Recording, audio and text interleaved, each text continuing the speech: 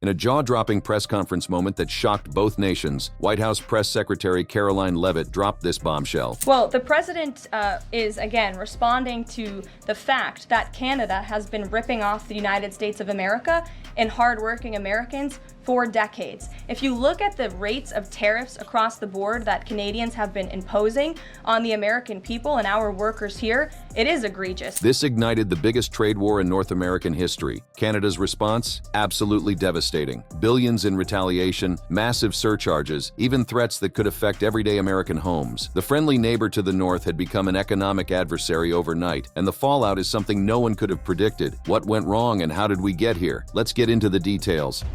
The spark that ignited the trade war. In the frigid political landscape of 2025, Canada found itself thrust into the center of a diplomatic maelstrom when Karoline Leavitt, the youngest White House press secretary in American history, made a series of incendiary claims that reverberated across the nation's political landscape like a thunderclap in the night. The saga began on January 29, 2025, when the 27-year-old press secretary made her debut at the podium, her steely demeanor and unflinching delivery marking a new era in White House communications. Yet beneath the seemingly routine briefing lay the seeds of controversy that would blossom into a full-blown trade war. The Trump administration's plans for 25% tariffs on Canada, set to take effect on February 1, 2025, would have been controversial enough on their own, but it was Leavitt's unwavering defense of these measures, delivered with a combative confidence that many found off-putting, that truly set Canadian political circles ablaze with indignation. The public discourse took a decidedly hostile turn during what would become one of the most infamous exchanges in recent press briefing history. I think many of us probably grew up in small towns. I know at least I did, and the main street in my small town looks a heck of a lot worse than it probably did decades ago before I was alive. At least my parents and grandparents tell me so, and I know many Americans feel that same way. This nostalgic appeal to American heartland values, while resonating with domestic audiences, struck many Canadians as patronizing and dismissive of the complex economic realities at play. Tariffs are a tax hike on foreign countries that have been ripping us off, Leavitt proclaimed during a heated exchange with Associated Press reporter Josh Buck on March 11, 2025. Her assertion that tariffs acted as tax cuts for the American people flew in the face of established economic theory, with economists across the political spectrum pointing out that tariffs typically increase consumer prices and act as a tax on importers and ultimately consumers themselves. The brazen confidence with which she delivered these claims, coupled with her dismissive attitude toward expert opinion, would become a hallmark of her tumultuous tenure. The economic arguments masked deeper political motivations. According to Leavitt's briefing, the tariffs were intended to address trade deficits and border security concerns, including illegal immigration and drug trafficking. The statistics she brandished were stark. The U.S. trade deficit with Canada had grown from $31 billion in 2019 to $72 billion in 2023, largely due to energy imports, a detail that would later come back to haunt American consumers when Canadian electricity began flowing at premium prices. This conflation of economic and security issues created a dangerous narrative that would poison bilateral relations for months to come. The cultural flashpoint arrived during what should have been a moment of North American sporting unity, the U.S.-Canada hockey game in February 2025. With cameras rolling and tensions already high, Leavitt made what many considered the most inflammatory statement of the crisis to date. So he looks forward to watching the game tonight, and we look forward to the United States beating our soon-to-be 51st state, Canada. Bloomberg, go ahead. This comment, delivered with what critics called characteristic smugness, would prove to be the match that set off a political powder keg. The casual reference to Canada as a soon-to-be 51st state wasn't just insensitive, it was perceived as a direct threat to Canadian sovereignty, the likes of which hadn't been seen since the 19th century. In the days leading up to the game, Leavitt doubled down on her rhetoric. Does President Trump have a bet with Trudeau about this USA-Canada hockey game tonight? And when there is a big hockey game on, is the president watching for the goals or for the fights? Probably both. I think he's watching for the United States to win tonight. I know he talked to the USA hockey team this morning. The aggressive promotion of American victory, framed within the context of political tensions, transformed a friendly sporting rivalry into a proxy battle for national dignity. The cultural insensitivity of these remarks cannot be overstated. Canada, a nation that has fought fiercely to maintain its distinct identity in the shadow of its southern neighbor, reacted with a fury that surprised even veteran veteran political observers. The hockey reference was particularly galling. In a nation where hockey is more than a sport, it's a cornerstone of national identity. Leavitt's comments echoed through Canadian social media like a rallying cry, with public sentiment analysis showing 85% negative response to U.S. tariffs. Hashtags like #not the 51 centi state and #Canada First trended for weeks, becoming symbols of national resistance. As the video clips circulated and tensions escalated exponentially, Leavitt doubled down on her stance with characteristic inflexibility. When pressed about the potential economic consequences during subsequent briefings, she painted an increasingly unrealistic picture of American manufacturing revival that seemed divorced from the complex realities of integrated North American supply chains. What the president envisions for this country is for the United States of America to be a manufacturing superpower, where there are American factories and businesses owned by Americans producing goods that we are exporting to the rest of the world. Those revenues will stay here. It will increase wages for people here in our great country. This idealistic vision, while appealing to Trump's base, ignored the intricate web of supply chains that had evolved over decades of careful negotiation and economic integration. The press conferences became increasingly combative as journalists pressed for specifics. Egregious and insulting are your words here, but that's what many Canadian leaders have said about the actions President Trump has taken toward Canada. And what do you think the timeline is for speaking to Mr. Carney? Because normally a sitting president speaks to a close ally very quickly when there's new leadership. Leavitt's responses grew more defensive. Well, the president is, again, responding to the fact that Canada has been ripping off the United States of America and hardworking Americans for decades. If you look at the rates of tariffs across the board that Canadians have been imposing on the American people and our workers here, it is egregious. The economic rhetoric became increasingly inflammatory as Leavitt began brandishing charts and statistics with theatrical flair. If you look at Canada, since you brought it up, American cheese and butter, nearly 300% tariff.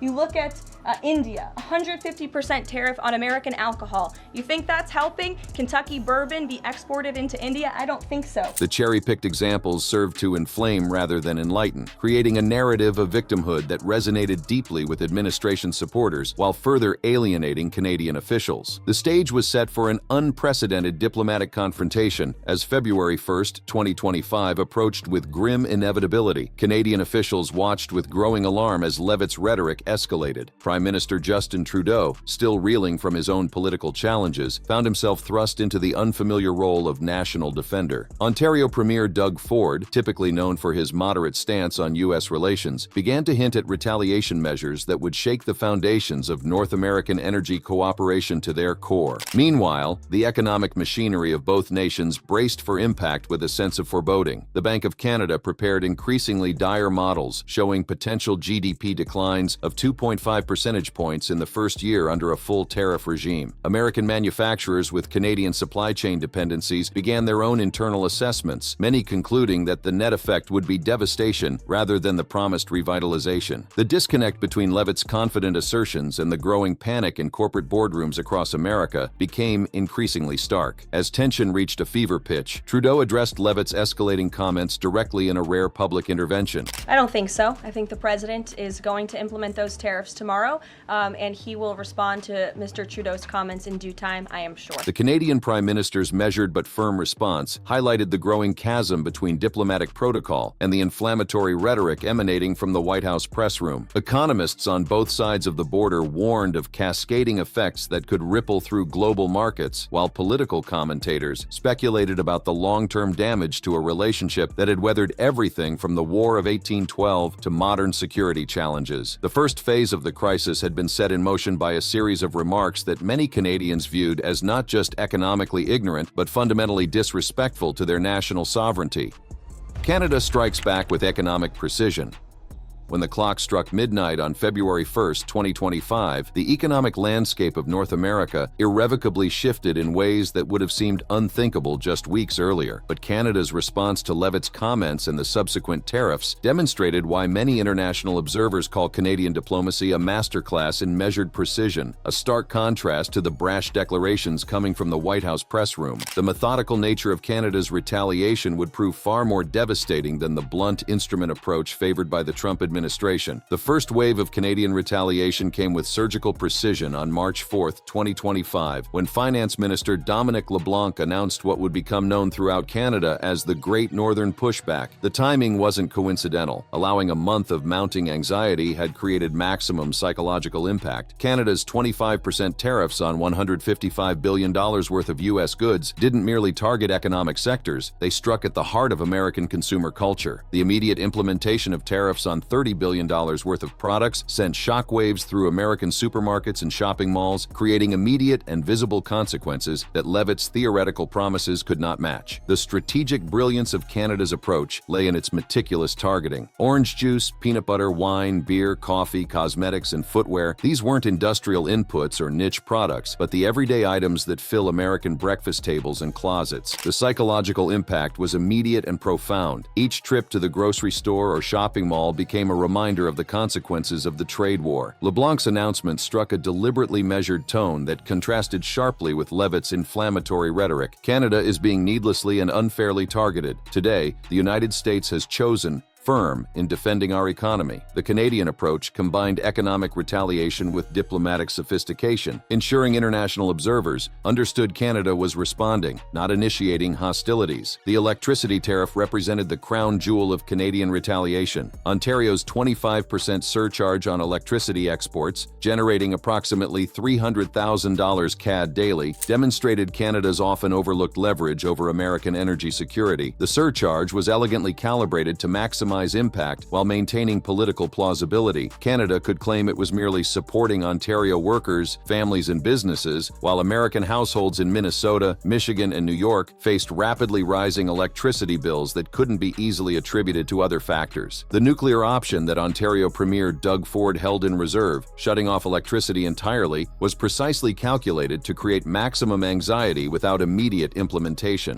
And the president put out a statement after seeing those comments and said that there would be grave consequences imposed on Canada if they think about shutting off electricity for the United States of America and our citizens. This threat served as both a tactical warning and a strategic reminder of Canadian economic power that American policymakers had long taken for granted. The alcohol industry became another battlefield where Canadian strategy shone. Ford's threat to remove American alcohol from shelves struck at a particularly sensitive American export. As the world's second-largest market for U.S. distilled spirits after Europe, Canada held significant leverage over American bourbon and whiskey producers. The cultural significance wasn't lost on observers. Bourbon, often called America's native spirit, was being held hostage in a trade war initiated by the very administration that claimed to be protecting American interests. The response from the White House press room became increasingly desperate. When questioned about Ontario's electricity threats, Leavitt issued a two-word warning that would become infamous: grave consequences. The vagueness of this threat, combined with her increasingly terse press conference demeanor, suggested the administration was caught off guard by the sophistication and effectiveness of Canada's response. The contrast between her earlier confident predictions and current defensive posturing didn't escape media notice. The political theater reached its dramatic apex during the February hockey game, as Canadian fans booed the U.S. anthem with unprecedented venom, and celebrations erupted throughout Canadian cities following their team's victory. Prime Minister Trudeau delivered his counterpunch on X: "You can't take our country, and you can't take our game." The post, viewed over 4.8 million times, crystallized Canadian national sentiment. This wasn't merely about tariffs anymore. It had evolved into a battle for cultural sovereignty and national dignity. The economic modeling began painting an increasingly dire picture for both nations, though the impacts were asymmetrical. The Bank of Canada's January 2025 Monetary Policy Report presented scenarios that should have given both administrations pause. The U.S. wasn't immune to the economic fallout. The budget lab at Yale projected 1.1 percentage point lower GDP growth and 770,000 jobs lost, figures that made Leavitt's rosy predictions of manufacturing revival increasingly difficult to defend. Her press conferences became exercises in explaining away mounting economic data that contradicted her earlier assertions. Canadian Foreign Affairs Minister Melanie Joly's statement captured the national mood with measured fury. Today, the United States has chosen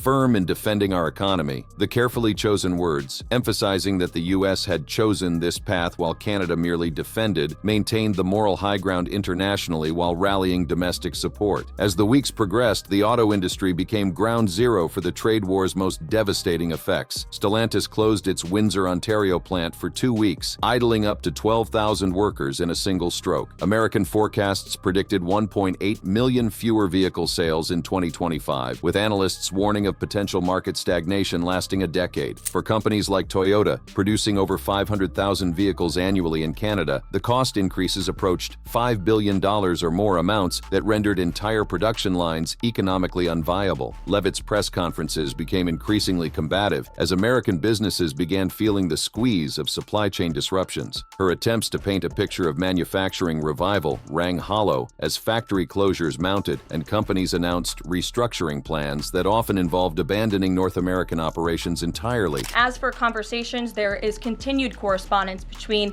the president's team, particularly Secretary Lutnick, and the Canadians as well. And the market reaction, how do you sell to the American people then after looking at what's happening in the markets this week and say that the tariff policy long term is something good?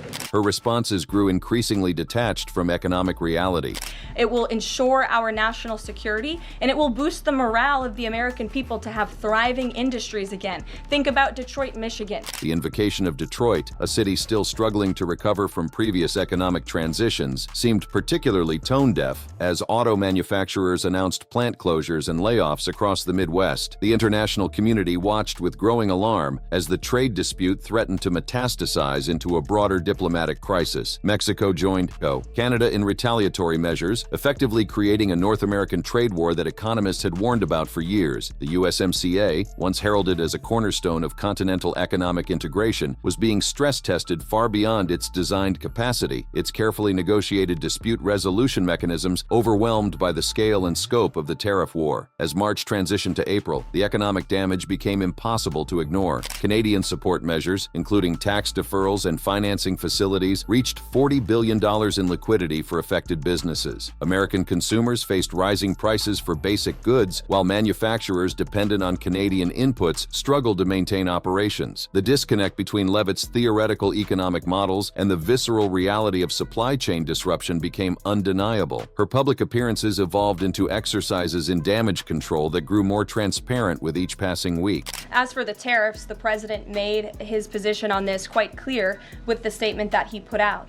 And it was a retaliatory statement due to the escalation of rhetoric that we've seen out of Ontario, Canada. The attempt to frame American tariffs as retaliatory when they were clearly initiated first demonstrated the administration's growing disconnect from reality. The cultural impact deepened as weeks turned to months. Canadian products disappeared from American shelves, while American brands faced hostile consumer reception in Canada. The psychological toll on border communities became particularly acute, with families and businesses that had operated seamlessly across borders for generations suddenly finding themselves caught in the crossfire of a trade war that neither wanted nor understood. He made that threat. The president saw that and has an obligation and a responsibility to respond accordingly and represent the interests of the American people. So he has made the decision to add a 25% tariff. The circular logic of responding to threats created by American policies highlighted the administration's inability to break the escalatory cycle. The economic data painted an increasingly grim picture that even Leavitt's most optimistic spin couldn't obscure. Deloitte Insights reported that tariffs were driving inflation higher, potentially slowing Federal Reserve rate cuts and reducing consumer spending growth in 2026. The Tax Foundation estimated a 1.3% long-run GDP reduction, even before accounting for retaliation, projecting revenues of $3.8 trillion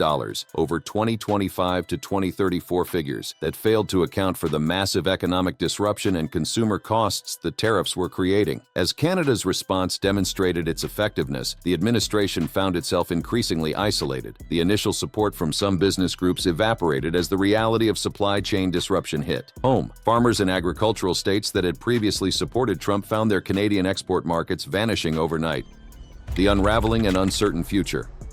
The symbolic moment that crystallized the new reality came during a press conference on April 16, 2025, when Leavitt appeared visibly flustered while fielding questions about whether Trump's order to investigate Chris Krebs, who had certified the 2020 election as secure, constituted an abuse of power. Her evasive response, that it was within Trump's authority while avoiding a direct answer, mirrored the administration's broader inability to address the cascading consequences of their trade policies head-on. The parallel crises of domestic political retribution and international economic conflict began to merge in the public consciousness, creating a sense of institutional chaos. The signal leak scandal of March 26, 2025, when a journalist was accidentally added to a Signal chat discussing military plans, further underscored the administration's operational chaos. Leavitt's refusal to rule out firings and her confirmation that Trump had seen the messages without calling them classified added another layer of complexity to an already volatile situation. Some officials privately described Defense Secretary Pete Hegseth's messages as reckless and dangerous, highlighting the disorganization within the administration as it grappled with multiple crises simultaneously. The convergence of security breaches and economic warfare created an atmosphere of perpetual crisis that eroded public confidence on both sides of the border. The economic data continued to paint an increasingly catastrophic picture that even the most skilled spin doctors couldn't obscure. Deloitte Insights reported that tariffs were driving inflation higher at a pace that threatened to destabilize monetary policy, potentially slowing Federal Reserve rate cuts that the economy desperately needed and reducing consumer spending growth in 2026 by margins that could trigger a broader recession. The Tax Foundation estimated a 1.3% long-run GDP reduction, even before accounting for retaliation, while projecting revenues of $3.8 trillion over 2025 to 2034, figures that did little to offset the mounting damage to American manufacturers and consumers who faced immediate price increases while the promised tax revenue remained theoretical. Canadian strategic planning intensified as the crisis deepened. Prime Minister Mark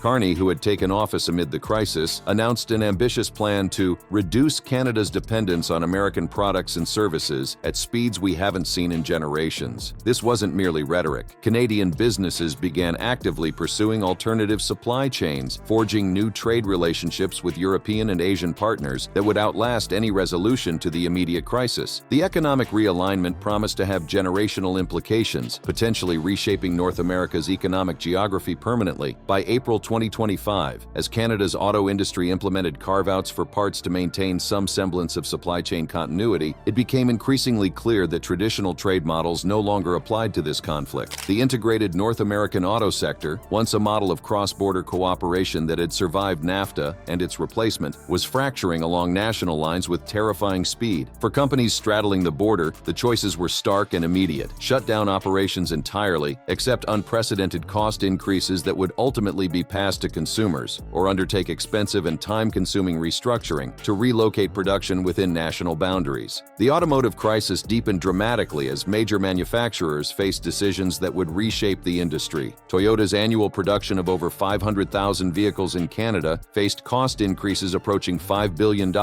forcing the company to consider abandoning its Canadian operations entirely. GM, Ford, and Chrysler announced emergency board meetings to discuss potential closures that could idle hundreds of thousands of workers on both sides of the border. The ripple effects extended through every tier of the automotive supply chain, from seat manufacturers to electronic suppliers, creating an industrial apocalypse in slow motion. Leavitt's handling of media relations grew not just combative but borderline hostile to basic journalistic inquiry. Her abrupt ending of a press conference on March 26, 2025, after repeated questions about leaked war plans, became emblematic of her crumbling under pressure, as media outlets increasingly described it. The contrast between her initial confident assertions about tariffs as tax cuts and her later defensive posturing marked not just a dramatic shift in the administration's messaging strategy, but a complete breakdown of coherent policy communication. Veteran Washington observers noted they hadn't seen such a rapid deterioration in White House media relations since the final days of the Nixon administration. The personal toll on Leavitt became increasingly visible in public appearances. Her once crisp delivery grew halting and defensive, her trademark confidence replaced by a barely concealed anxiety that cameras captured with unforgiving clarity.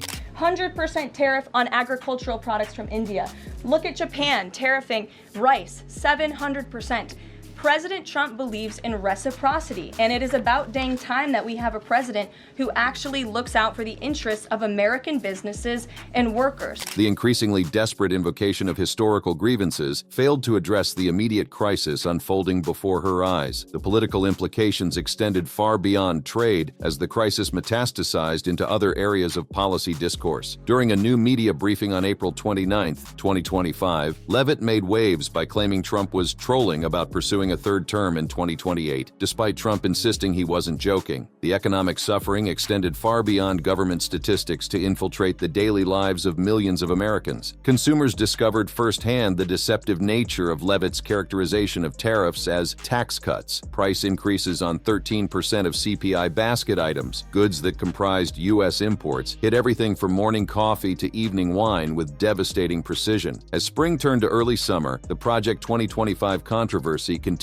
to dog Leavitt with increasing intensity. Her denial that Project 2025 has nothing to do with our campaign rang increasingly hollow as evidence mounted of her deep involvement in the initiative's planning processes. The video titled "The Art of Professionalism" featuring Leavitt emerged as a smoking gun that contradicted her public stance, adding to the perception of dishonesty that increasingly characterized her public persona. This additional scandal compounded the economic crisis, creating a perfect storm of credibility issues that made effective crisis management virtually impossible. The international isolation of the United States grew more pronounced as allies distanced themselves from the economic chaos. European Union officials privately expressed shock at the rapid deterioration of the North American alliance, with some German diplomats referring to it as watching a slow-motion car crash in real time. The implications for future NATO cooperation and broader Western alliance structures began to alarm security experts who warned that economic fractures could quickly translate into strategic vulnerabilities. Economic analysts in London and Frankfurt speculated whether the crisis might finally push Canada toward deeper economic integration with Europe, potentially reshaping global trade patterns for decades. Leavitt's press conferences evolved into intellectual contortion acts as she attempted to square the circle of economic reality with political messaging. Her rhetorical gymnastics reached their apex when pressed about Ontario's electricity surcharge that was generating $300,000 CAD daily. The president is determined to ensure that we are depending on American electricity, not the electricity production of foreign nations, including our allies in Canada. The disconnect from reality was staggering. American energy independence through tariffs was proving as logical as trying to run a car on good intentions. By late April, the economic damage transcended mere statistics to become a lived reality for millions on both sides of the border. Steel and aluminum workers who had initially supported the tariffs found themselves facing layoffs as Canadian retaliation decimated export markets. The agricultural sector faced its own crisis as Canadian tariffs on American products decimated traditional export markets. Orange growers in Florida, peanut farmers in Georgia, and coffee roasters across multiple states watched decades of market development evaporate overnight. The irony wasn't lost on observers. The administration claiming to protect American workers was presiding over the destruction of markets that had sustained rural communities for generations. Public trust in the administration's economic competence plummeted to historic lows. Polling data conducted in late April 2025 showed that 68% of Americans believed the tariff policy was hurting rather than helping the economy, with even Trump supporters beginning to question the strategy. Leavitt's public approval ratings as press secretary fell to unprecedented levels, making her increasingly toxic to the administration's broader messaging efforts. Her appearances on cable news became rarer as networks reported viewer fatigue with her obvious evasions and contradictions. The crisis reached a new level of absurdity when Leavitt attempted to claim that economic pain was somehow good for American character. During a May 1st press conference, she suggested that sometimes hardship builds resilience, and the American people are nothing if not resilient. This Marie Antoinette moment drew immediate comparisons to the infamous "let them eat cake" quote, with social media erupting in mockery and disbelief. The tone-deaf response epitomized how disconnected the administration had become from the everyday struggles of American citizens. As May 2025 approached its midpoint, the North American economy faced a bifurcation point, either dramatic policy reversal or acceptance of a new economic reality that separated two nations that had spent generations drawing closer together. Thank you for watching. If you enjoyed watching this video, click on one of the boxes playing on your screen to watch more similar content.